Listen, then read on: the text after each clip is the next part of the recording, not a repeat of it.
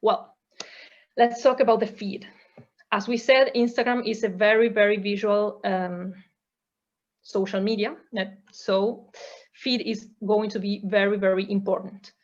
And if you go into Pinterest, for example, yeah, Pinterest is a very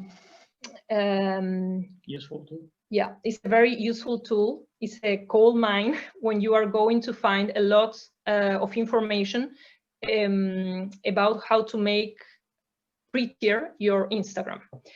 So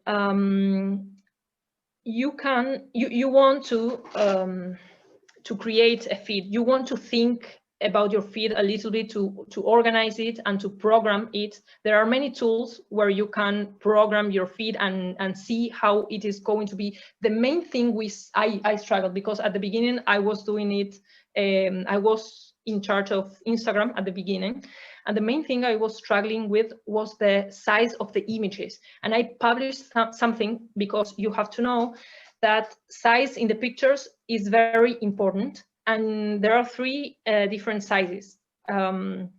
Portrait, which I don't remember. I think portrait is 4x5. Then Instagram stories, which is 16:9 or 9:16, and then 1:1, which is the one that appears in the feed. And the worst one is landscape pictures, which is the same we are doing to post or to make our thumbnails on YouTube.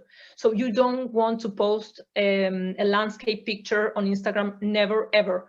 Why is this? Because when you are scrolling your cell phone, you're going to see a tiny picture and you want to call the attention. So you want to use the portrait size to make a post.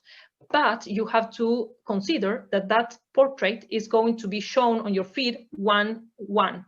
So you want to have an app like, which is the one we use?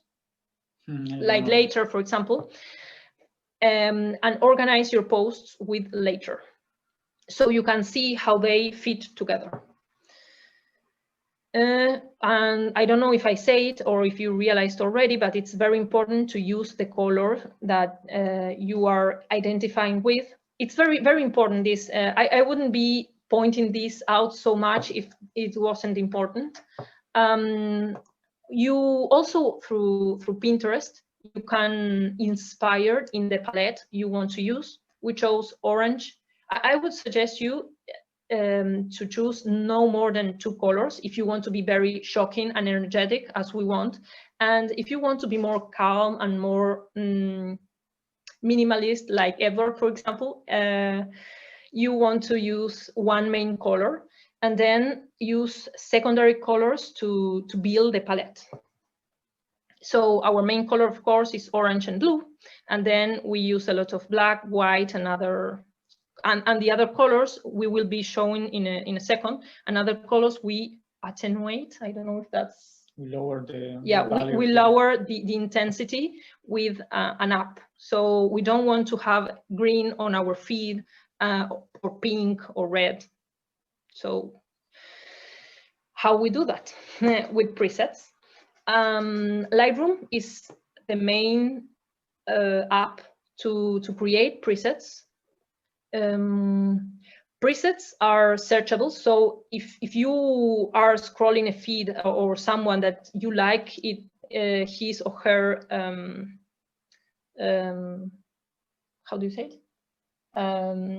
Well, feed and the creativity they are putting, the wave, la onda, ¿cómo se dice?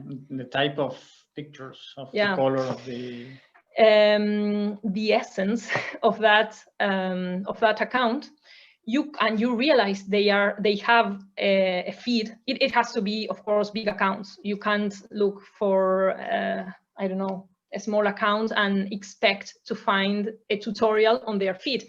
But if you, I don't know who, but there are a lot of people that has the same presets on all their posts. Yeah.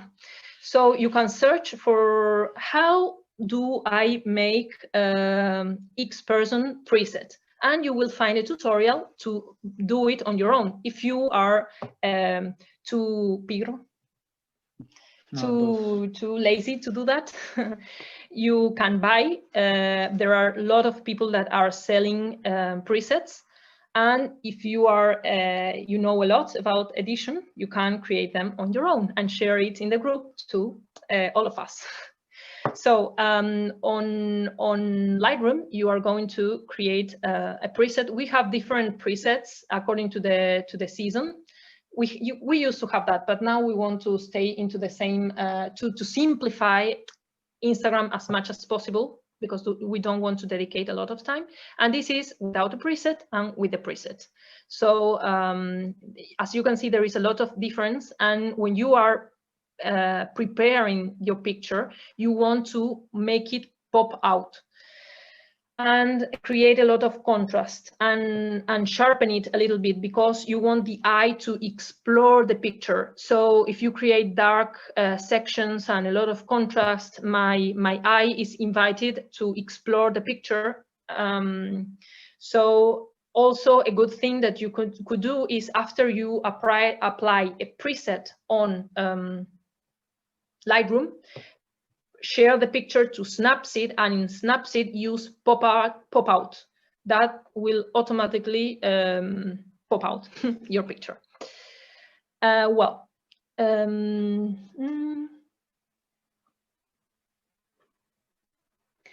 This, as I said to you before, you can go to Pinterest and get inspired in the layouts you could create, but the experience taught us not to care very much about the layout, and not to be too complicated.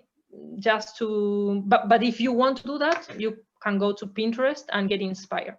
But you don't want to be constrained about the colors, and maybe you don't want to plan it too much. So I would just focus on the presets.